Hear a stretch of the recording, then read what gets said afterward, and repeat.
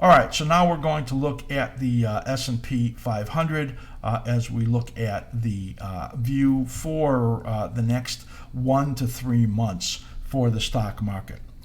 In the last couple of weeks, we've been talking about the fact that the shorter-term patterns were looking like they were going to have a correction that would take it down between 2.5% and 3.5%.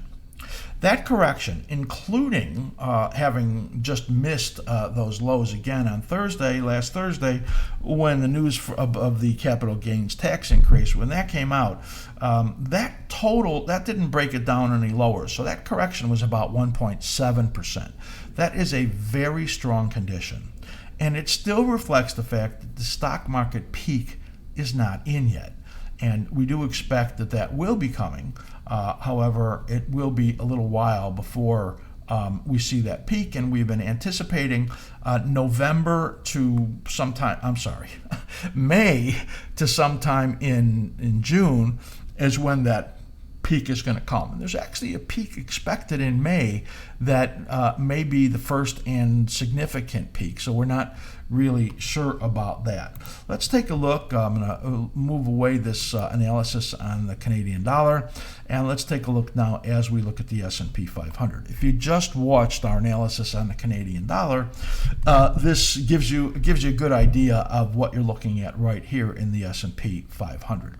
So what we note is that the market has had some wide swings these last few days, as we had a big upside reversal on Wednesday, the failure on Thursday that had the market down 38 points on the close, down as much as 50 on that tax news, and now reversing today up almost 50 points on the day, and just getting very close to the all-time high.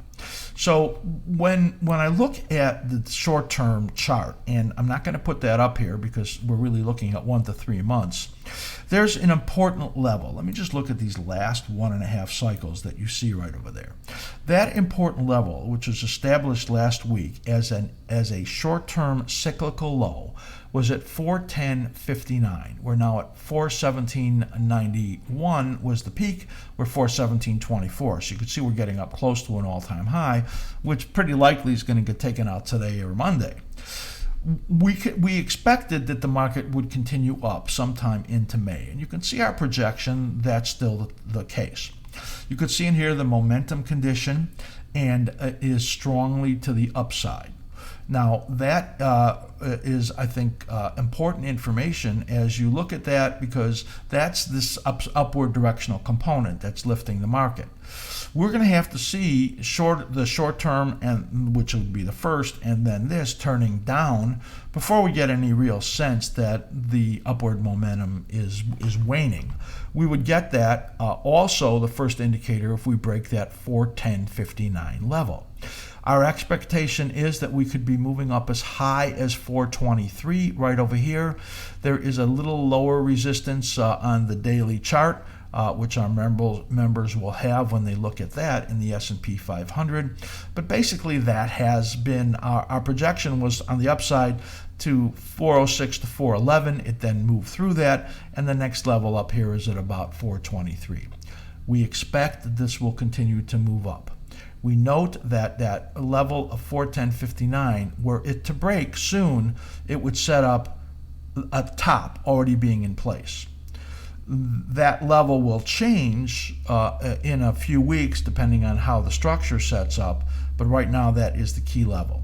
The expectation is that once the peak is made in here, that the decline will come to around 400, potentially down to the 395 area. Now this is really a rising support area, and as it gets higher highs in here, these numbers will rise, except for that 410.59, which will remain a key number. If that breaks, you know this correction already began, and then we'll be looking for that decline. Now, moving down to 400 to 395 is not all that huge of a decline in there. It's, like 4 to 5%. And that's what we're really looking for in this decline, which takes you into the end of May or beginning of June. Then after that, we think that the next rally over here will be the end of it. And we'll talk about that in some big picture analysis moving forward. So right now, what we're looking for is some modest higher highs, a sizable downside move, we'll call it 4 to 5% down into May. That's about 6 weeks from now. And then another rally up over here into late May, early June.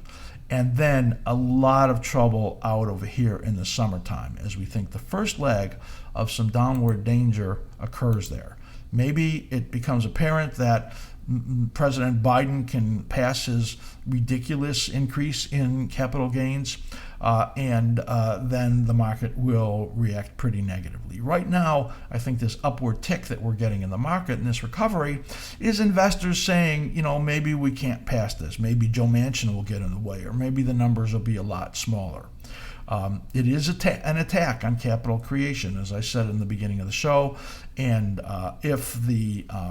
if anything like what they proposed is able to pass, the markets are going to react severely to the downside. Well, that's at least my opinion. I think that this 12-year now bull market is coming to a time frame where it will end, and you can see in there that, we have outside up over there about 430, 431 as where that level could be. I don't think it's going to get there, honestly. We're just going to target 423 as a potential either now or out there into the June period, and then a lot of trouble. So we're looking at 1 to 3 months and a little bit further as we target out into that May-June peak, and then that period of a lot of risk coming out in the summer.